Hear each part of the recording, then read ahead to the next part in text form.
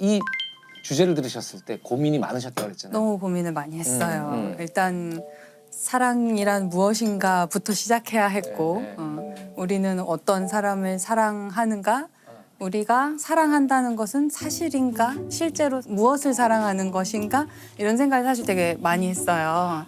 너무 많은 고민을 쓸데없이 많이 했는데 우리 이제 쓸데없는 얘기하는 프로그램이니까 그 제가 좋아하는 작가 중에 이제 알랭 드보통이라는 네, 알랭 작가 드보통. 있는데 이 작가가 사랑에 관한 3부작을 쓰면서 이제 좀 사랑에 대해서 말하는 작가의 대표 작가 중에 한 명이 됐어요. 이제 알랭 보통의 책에서는 사랑이란 주제, 남녀 간의 사랑이란 주제를 놓고 여러 방면에서 조명을 하는데요. 그 작품을 보면 우리가 이렇게 연애를 하고 사랑하는 사람을 만나고 하는 게 그 사람을 정말 사랑하는 걸 수도 있지만 그 사람과 함께 있는 이 순간에 나를 사랑한다는 거예요. 내가 이렇게 멋진 식당에 가서 맛있는 걸 먹고 있는 나. 멋진 어떤 상대방과 함께 동반하여서 이 풍경과 분위기를 즐기고 있는 전시되는 나를 나. 사랑한다는 거예요. 그 지적이 저는 굉장히 많이 와닿았고요.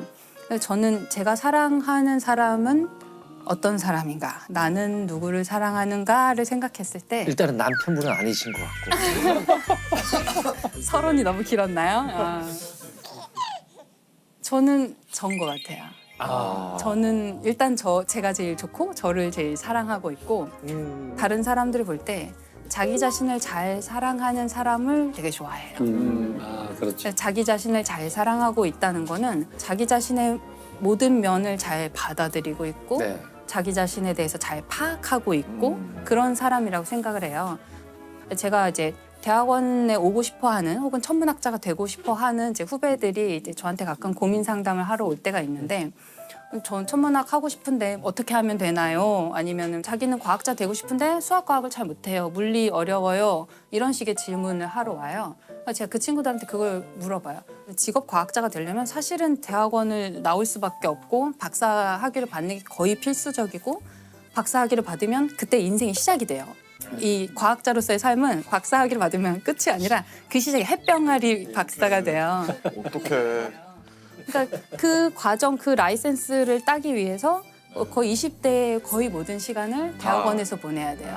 남들은 대기업에 학부만 졸업하고 대기업에 취직해서 대리 달고 과장 달고 하는 동안 난 계속 연애하고. 아직 대학원생이고 아직 대학원생이고 아직 대학원생인 거예요. 그래서 그 대학원생에 대한 밈이 그렇게 있군요. 그렇죠. 세상에서 예. 제일 불쌍한 사람, 뭐 집에서 자고 있던 대학원생, 뭐 이런 식, 뭐 이런 식으로 맨날 항상 밈이 저는 전혀 몰랐는데. 농담 있어요. 원래 소년이 잘못하면 소년원에 가고 대학생이 잘못하면 대학원에 간다고. 유명한 말이죠. 예. 우프다 우퍼. 네. 그러니까 그게 그 시간을 다 버틸 수 있는지 나는 그게 가치 있다고 생각하는지 내가 그 내 젊은 날의 시간과 모든 기회비용을 다 투자하고 희생하고 할 만큼 내가 이것을 가치 있다고 판단하느냐 저는 그거를 제일 먼저 물어보라고 해요. 너 자신에 대해서 알아야 돼. 천문학을 아는 것보다 너 자신에 대해서 먼저 탐구해보기를 바란다. 그 얘기를 항상 하거든요. 이게 자기를 아는 문제잖아요. 맞아요. 예. 근데 이게 맞아요. 철학적으로는 굉장히 어려운 문제거든요. 자기를 안다고 했을 때 첫째 문제는 자기란 무엇인가? 자기. 베이비. 나라는 것이 그러니까 불교에 그런 말이 있거든요. 나라고 할 만한 것이 없다는 사실이 있다. 이런 말이 있어요. 근데 아무튼 그게 좀 어려운 얘기지만 네. 나라는 것이 있나? 그러니까 왜냐하면 나라는 것이 자꾸 바뀌거든요. 맞아요. 근데 오늘은 내가 예를 들면 유튜버가 되고 싶은데 내일은 뭐. 가수가 되고 싶고 그럴 수 모레는 있죠. 또 누구의 걸 봤더니 영화 배우가 그렇죠. 되고 싶고 네.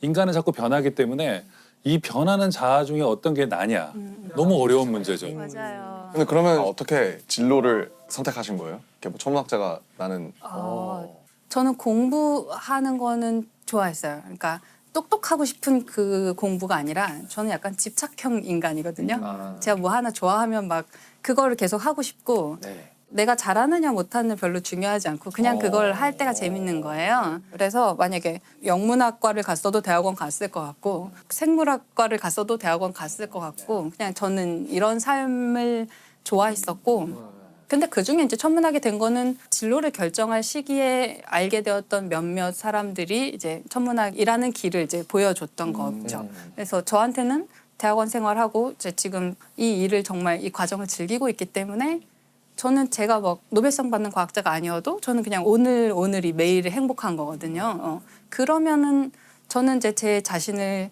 잘 알고 네. 이 길에 왔다고 저는 생각을 해요. 지금 이렇게 진로를 결정하는 부분에 있어서도 굉장히 자기애가 느껴져요. 내가 공부하는 모습이 너무 좋고. 아, 네네 맞아요. 그거 자체가 그게 좋고. 가장 행복한 분의 전형이잖아요.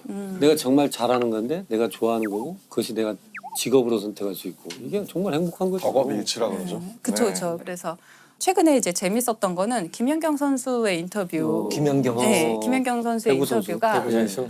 저는 너무 마음에 와닿는 거예요. 그분의 인터뷰가 어떤 식이냐면 김연경 같은 선수는 100년에 한 번 나올까 말까 한 선수라고 생각하는데 정말 그렇게 생각하시나요? 물으면 그분은 네라고 대답하시는 거예요. 정말 그렇게 생각합니다. 정말 그렇게 생각합니다. 동의를 하기는 하죠. 당연히 돼도 나오기 쉽지는 않기는 하죠. 쉽지는 않긴 하는데. 그리고 뭐 팬들이 달아준 댓글 중에 제일 마음에 드는 거는 교회에는 성경, 절에는 불경, 배구는 김연경. 이런 식의 이야기를 인터뷰에서 맞는 얘기니까. 네. 네. 근데 좀 맞는 얘기잖아요. 근거가 있는 네. 자신감이잖아요. 근데 그거를 정말 자기가 막 거들먹거리면서 얘기를 하면 너무 싫겠죠. 그렇죠, 너무 그렇죠. 그렇게 꼴 보기 싫은 게 없죠. 네. 나 잘난 척하는 건데 이분은 그거를 내가 잘난 척한다는 느낌이 전혀 들지 않고 나 열심히 했고 그래서 잘했고 그래서 난 내가 좋아를 너무 당당하게. 뛰고 싶다라고 이제 얘기도 많이 하고 하는데 그거는 그 사람들의 생각이고 제 생각이 중요한 것 같습니다. 제가 잘 결정할 수 있도록 하겠습니다.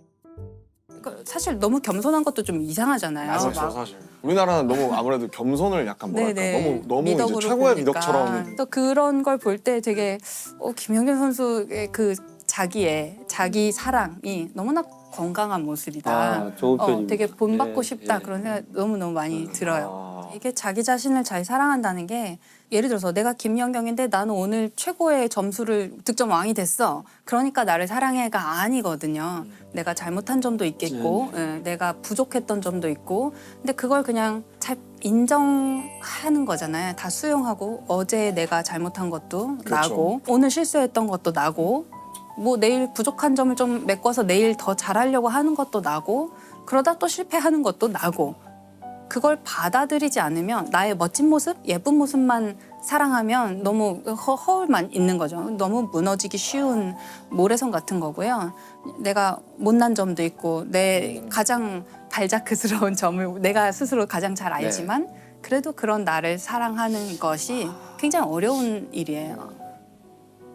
심채경 선생님은 자기 자신에 대한 사랑을 얘기하시잖아요. 자기애를 얘기하시는데 그러면 이제 심사위원 심채경, 선수 심채경, 자 도마 경기예요.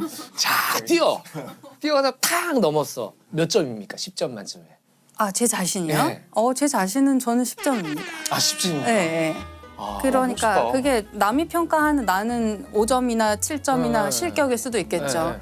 경기장 밖으로 넘어 떨어졌을 수도 있지만 그게 나라는 심사위원한테는 그게 내가 10점인 거죠. 의외로 굉장히 외윤의 극강의 캐릭터세요.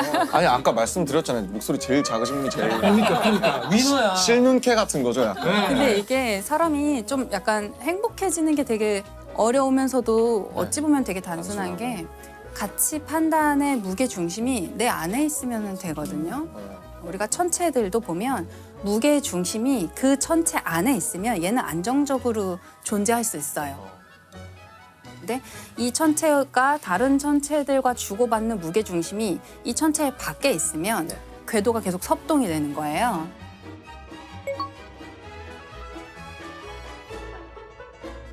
저는 가치 판단의 기준도 그게 자기 안에 있을 때 좀 더 안정적으로 살 수 있는 것 같아요. 그래서 좋아요를 눌러준 사람이 별로 없더라도 괜찮고. 그렇죠.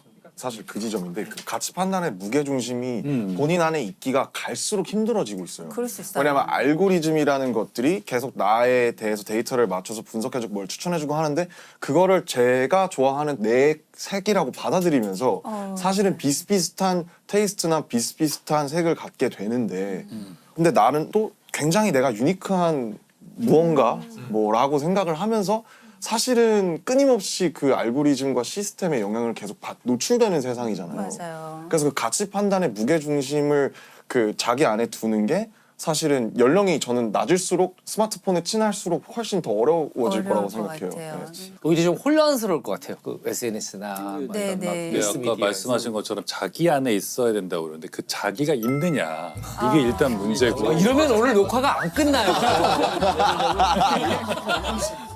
이걸 좀 반대로 생각해 보면 나의 경계를 조금 희미하게 흐릿하게 두는 것도 저는 좋은 것 같아요. 그래서 좋아요 수에 집착하는 나 어때? 상관없잖아요. 그럴 수도 있다. 예, 알고리즘이 추천하는 대로 그 알고리즘 아주 충실하게 따라가서 그걸 취향이 내 취향이라고 생각하는 나 또 어때? 예, 그것도 괜찮다고 저는 생각하거든요.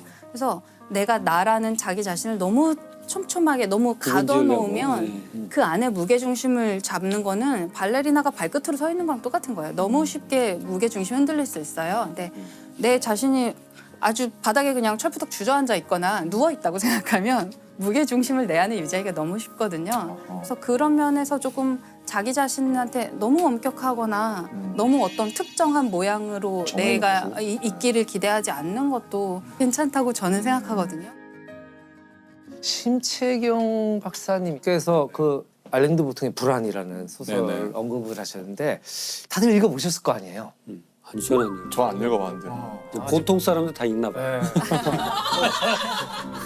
이게 자꾸 웃으면 안 되는데 웃겨요. 가끔. 예. 저는 좋아하는 책인데요, 네. 사실은. 어떤 이게 책이에요? 불안이 우리말로는 책 제목이 불안이라고 번역이 됐지만 원래는 지위 불안이라는 원제인데 손가락 그림이 나와요. 손가락이 하나 있을 때는 행복한 거예요. 우울하지 않아요. 근데 더 큰 손가락이 등장하면 이제 우울해지는 거예요.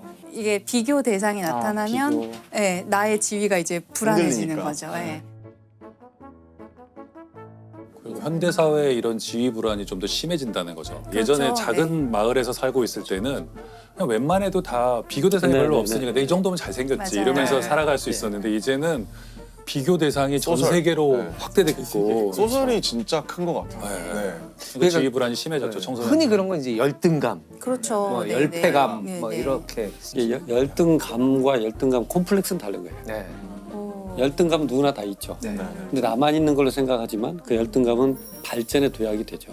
아 그렇죠. 근데 이걸 인정 안 하는 게 열등감 콤플렉스예요. 아. 그러니까 작은 키가 큰 보폭으로 갖는다 할지. 오. 아, 네, 그런 사람이 어깨를 더 크게 움직이지 목소리를 더 크게 한다. 이건 있는 그대로 받아들이지 않고 역으로 열등감 콤플렉스가 돼버린 거죠. 열등감 얘기를 해주시니까 이제 다시 김연경 선수의 이야기로 좀 돌아가고 싶은 네네네. 생각이 드는데요. 그렇죠. 김연경 선수에서 여기까지 왔어요. 맞아.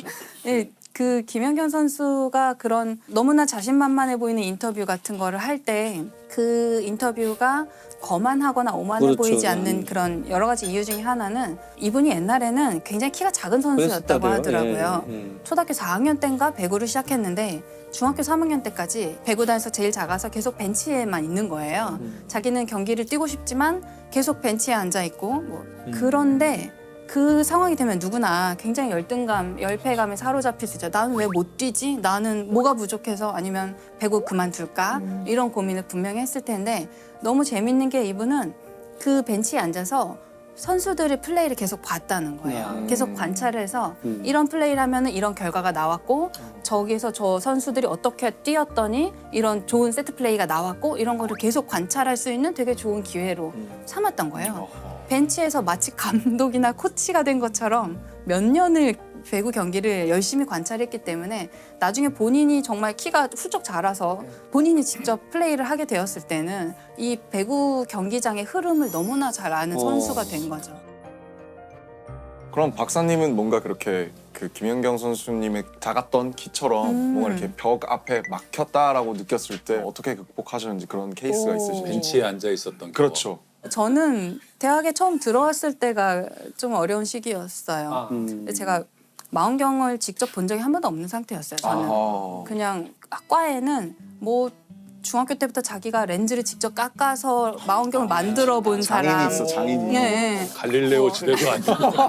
전문학자 하기 힘들다 힘들어. 네, 아주 어릴 때부터 관측을 많이 해본 사람 집에 굉장히 큰 경통의 망원경이 있는 사람들이 많은 거예요. 그리고 제가 잘 모르는 별자리 신화 이야기를 막 끝도 없이 나오는 거예요. 그럴 주눅 때 들었겠다. 완전히 엄청. 주눅 네. 들죠. 완전히 주눅 들고 나는 별자리도 모르는데 학교에서는 별자리 가르쳐주지 않아요. 그러면 저는 계속 교양이 없는 상태로 교양이 없는 인간이 되는 거예요. 이제 그게 너무 이제 처음에 주눅 들기가 쉬웠거든요. 저는 그게 처음에 되게 어려웠는데 저는 좀 시간이 지나면서 제가 할 수 있는 일을 찾기 시작했어요. 예를 들어서 과학은 우리가 팀을 이루어서 일을 하기 때문에 계산 잘하는 친구가 너무 필요하고요. 컴퓨터 코딩 잘하는 친구가 필요하고 그래프를 너무 멋있게 누구나 이해할 수 있는 좋은 그래프를 그리는 친구가 또 필요하고요.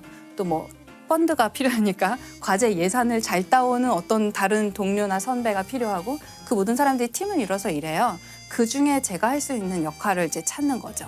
네. 그게 뭐였어요? 그렇게 하면 돈을 따오는 일? 돈을 따오려면 아직 좀 더 거물이 돼야 예. 되고 예. 쉽지 않구나 그거. 네, 저는 뭐 저는 왜 그래프 그리는 것도 그래프 예, 그리는, 코딩하는 예. 것도 코딩, 좋아하고 예. 그런 면에서 또 저는 꾸준히 가만히 앉아서 계속 그 자리에 앉아 있는 걸 잘해요. 사실은 그건 저것도 재능이라고 생각해요. 저는. 재능이에요. 네. 쉽게 질리는 사람도 있는데 너가 열심히 하다가 다 못하겠으면 나한테 주고 가. 너 가. 그럼 내가 앉아서 나머지 하고 있을게. 오케이. 그러면 이제 다음날 그 친구가 와서 그렇죠. 또 잘하는 거예요. 그래서 저는 운이 좋게도 과학은 팀을 이루어서 일을 하니까 저도 어딘가에 톱니바퀴가 맞는 데가 있는 거예요. 잘 찾아 들어가면. 제가 욕심을 막 부려서 저라는 퍼즐이 안 맞는 엉뚱한 곳에 가서 저를 막 끼워 넣으려고 하면 너무 괴로운데 그냥 그 순간에 그 팀에서 내가 할 수 있는 일을 계속 찾는 거죠. 그러면은 그럭저럭 지낼만 해요. 그럭저럭 행복할 수 있고 그럭저럭 실패하지 않을 수 있어요.